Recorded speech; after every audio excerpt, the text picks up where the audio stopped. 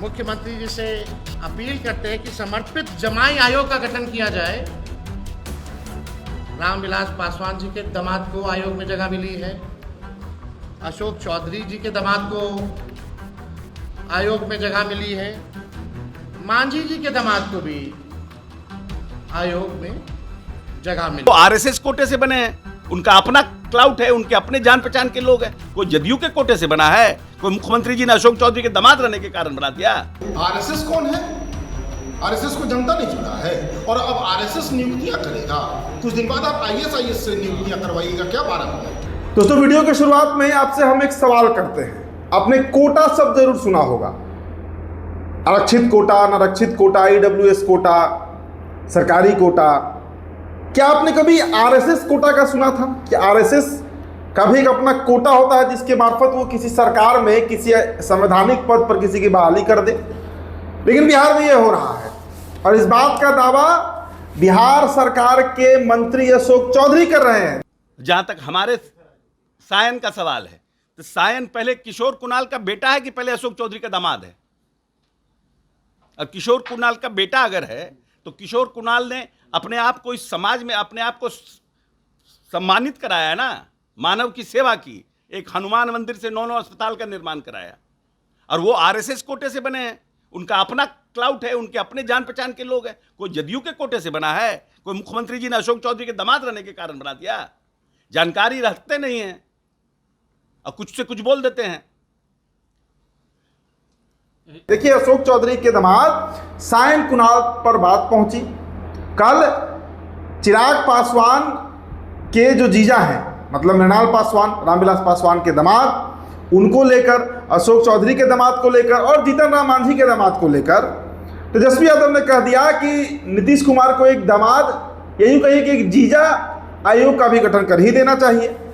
मुख्यमंत्री जी से अपील करते हैं कि समर्पित जमाई आयोग का गठन किया जाए। रामविलास पासवान जी के दामाद को आयोग में जगह मिली है, अशोक चौधरी जी के दामाद को आयोग में जगह मिली है, मांझी जी के दामाद को भी आयोग में जगह मिली है।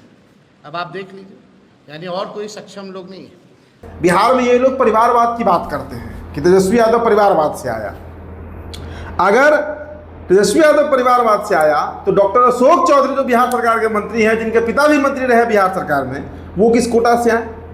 महावीर चौधरी के बेटे अशोक चौधरी मंत्री बन गए। अब अशोक चौधरी की बेटी शांभवी चौधरी एमपी बन गई है समस्तीपुर से। तो ये कोटा नहीं तो और क्या है? ये परिवारवाद नहीं तो क्या है? अब ये सवाल जब तेजस्वी प्रसाद यादव ने उठाया, उसके बाद पूरी एनडीए गठबंधन जो है वो तिलमिला गई है। आज अशोक चौधरी बयान देते हैं कि सायन कुणाल का जो गठन आयोग में जो चयन हुआ है सदस्य के तौर पर, वो आरएसएस कोटा से हुआ है। अब इस पर सवाल उठता है कि आरएसएस कोटा क्या होता है भाई? क्या आरएसएस इस देश में कोई संवैधानिक संस्था है? क्या सरकार चलाने में कोई उसका योगदान है?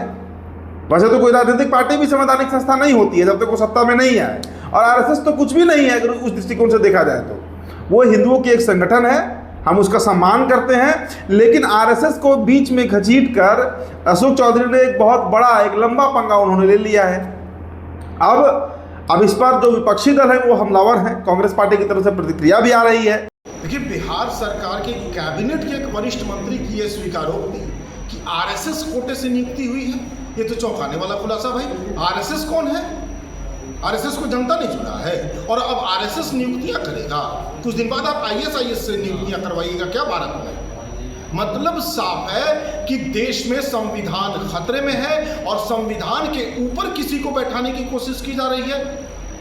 किसका हक मार रहा है आरएसएस?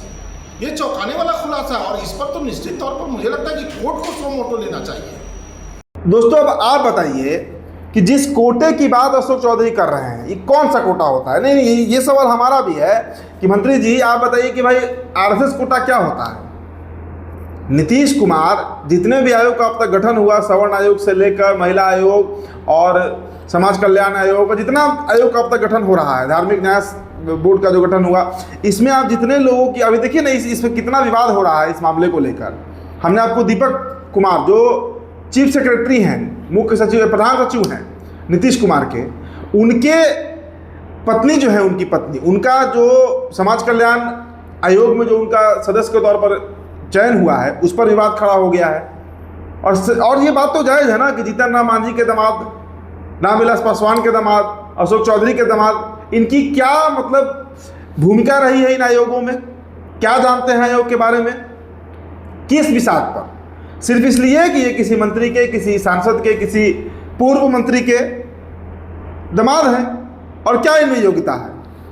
कांग्रेस पार्टी अब इस बात को मुद्दा बनाने जा रही है, और ये मुद्दा बनना भी चाहिए। बिहार में जिस तरीके से काम चल रहा है, जिस तरीके से सरकारी जगहों पर लोगों की नियुक्तियां हो रही हैं, ये बहुत बड़ा सवाल है दोस्तों। तो तेजस्वी यादव ने यह सवाल, कहते हैं ना कि तेजस्वी यादव जो है वो चीटी काट दिए हैं, दुखते नब्ज पर उन्होंने हाथ रख दिया है, और अब इसको लेकर बवाल मचा हुआ है बिहार में। तो फिलहाल इस रिपोर्ट में इतना ही। मेरा नाम उदित तारण है। तो बिहार टॉपर वीडियो आप देख रहे थे, बहुत बहुत शुक्रिया।